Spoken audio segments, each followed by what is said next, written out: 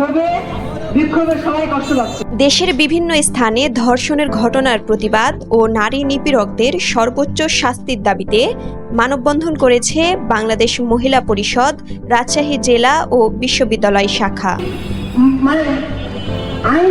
মঙ্গলবার সকাল 10টায় নগরীর সাহেববাজার 0 পয়েন্টে এ মানববন্ধন কর্মসূচি করা হয়। মানববন্ধনে বক্তারা বলেন, বর্তমানে এক শ্রেণীর দুষ্কৃতিকারীরা খুন, ধর্ষণ সহ নানা রকম অশালীন কাজের মাধ্যমে দেশকে অস্থিতিশীল করতে তৎপর।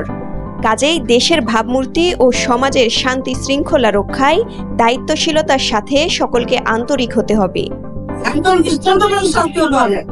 দৃষ্টান্তমূলক শাস্তি যদি হয় তাহলে নিশ্চয়ই যারা ভয় পাবে আমাদের পক্ষে। আমার পরবর্তী এরকম করতে হয় না, কিন্তু আমরা জানি যে যতবার অ্যারেস্ট হয় আমরা দেখতে পাই অ্যারেস্ট হচ্ছে, তারপরে আমি কিছু উচ্ছৃঙ্খল এবং বিকৃত মানুষের কাছে এই বিকৃত মানুষগুলোকে ধরে ধরে দৃষ্টান্ত করাটা মানববন্ধনে উপস্থিত ছিলেন বাংলাদেশ মহিলা পরিষদ রাজশাহী জেলা শাখার সভাপতি কল্পনা রায়, সাধারণ সম্পাদক অঞ্জনা সরকার, লিগ্যাল এইড রাজশাহী জেলা সাধারণ সম্পাদক শিখা রায়, বাংলাদেশ জাতীয় মহিলা আইনজীবী সমিতি রাজশাহী বিভাগের পরিচালক অ্যাডভোকেট দিল সিতারা চুনি সহ অন্যান্যরা।